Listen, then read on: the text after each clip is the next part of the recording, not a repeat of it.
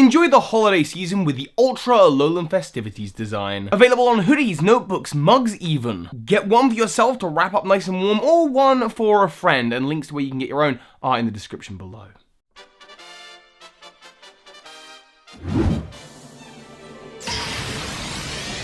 Hey Pokemon Masters, Berkey Toby here, and welcome back to Alola Week, a week where we're having a different video about the Alola region every single day. And of course, don't forget, I'm doing a giveaway for copies of Ultra Sun and Ultra Moon. It's worldwide, so just leave a like and comment on this video and you have a chance of entering, and I'm going to choose people at the end of the week. Also, super quick shout out before I get started, you may remember a number of videos on the channel where I go to extra lengths to make the videos super special. Like recently I did one about Ultraspace and the Ultrabeasts, and I'm really enjoying how your feedback to that video. Probably one of the best videos I've done, and one of the things that makes it amazing is the music. And the music for that video, and many of the videos like that, are done by someone different. Usually I go with hoops and hip hop for my regular videos like this, but every so often I go with a guy called a Cloud called Klaus. You may or may not know Klaus, but Klaus here has been a regular member of our community in this channel since its inception. He was one of the first people that I met here on YouTube. And he's been doing YouTube for so long, and he's recently restarted his channel, and he deserves just such a massive shout out. He's currently doing orchestral remixes to anime openings. He recently did the Pokemon anime. Let's just have a little listen.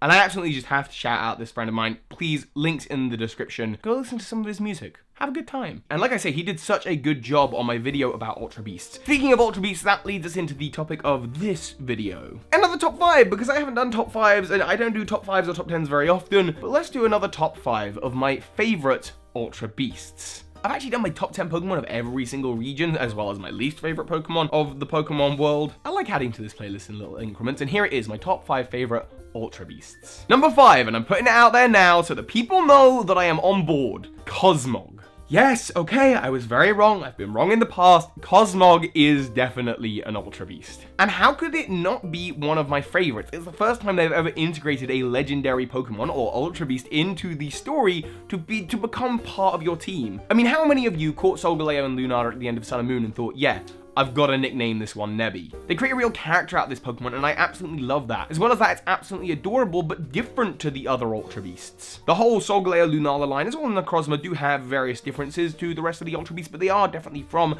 the Ultra Space, where all the other Ultra Beasts are from. It's got a wonderfully iconic and cute design, and I honestly don't know why they didn't lead all of the marketing for Sun and Moon simply with this Pokemon. I just want one in my bag. Of course, it's never going to stay in the bag. Now, of course, I've talked a lot before about how Cosmog is definitely not an Ultra Beast and how it's a legendary Pokemon, and I apparently keep changing my mind about this. I'm solid. It's an Ultra Beast. Or rather, it came from Ultra Space in the beginning, and this is why I love the lore about it. I think it came from Ultra Space in ancient times, but for a long time has adapted to the climate and environment of Earth, so it's somewhere between an Ultra Beast and a Pokemon. Or like an Earth Pokemon, because Ultra Beasts are really just intergalactic, interdimensional space Pokemon. It's a whole thing. I'm sure I've talked about it loads. But yeah, Cosmog, Nebby, absolutely adorable, and I actually prefer it to its evolved forms, so yes, I would have one any day. Number 4, Ultra Beast Burst. Now, we don't actually know this Pokemon's proper name as of the point of me recording this video. And at first, I saw it and absolutely, I just thought the design was awful. And I get why a lot of people might think that. So yeah, I absolutely saw this thing and I cringed because I'm like, wait, it takes off its own head and then its head explodes? What in the world? And this is where I've got to give credit to my friends True Green 7 and Noggin.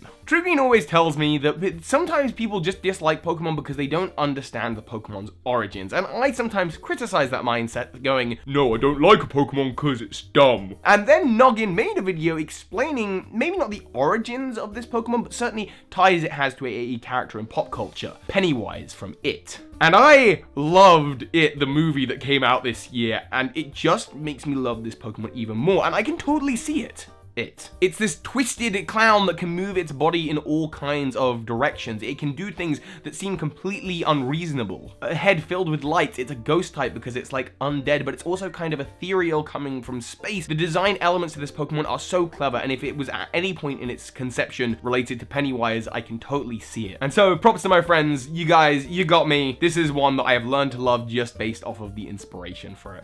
And honestly, I recommend you check out that video by Noggin, link below. Okay, number 3, Nihilego. How can you not like this Pokemon? Although I could admit I had a lot of trouble pronunciating it when it first came out. See, it's not even pronunciate, it's pronounce. But yeah, Nihilego, it's the classic Ultra Beast. It's the one that takes, you know, the front and center in Pokemon Sun and Moon. The Ultra Beast that introduces us to Ultra Beast, and there were a lot of theories about this Pokemon when it was first revealed. How is it related to Lily? Like, why does it look like that? Why is it different to other Pokemon? What are these Ultra Beast creatures? Honestly, I'm a massive fan of its design, and even more so, the fact that it can combine itself with humans. I mean, is that a trait exclusive to this Pokemon, or can all the Ultra Beasts do it? It's gotta get you thinking about the plots of Ultra Sun and Ultra Moon quite a lot. I find a lot of the Ultra Beasts to be very complex in their design, but Nihilego is satisfyingly simple. And personally, I'd totally wear one as a hat. Oh wait, it's gonna take over my brain? Pfft, it's fine, I could totally become a villain. Team Snooze! Number 2 on this list is Ubi Adhesive, or Sticky. Again, another one we don't know the actual name of as of me recording this video. It's new for Ultra Sun and Ultra Moon.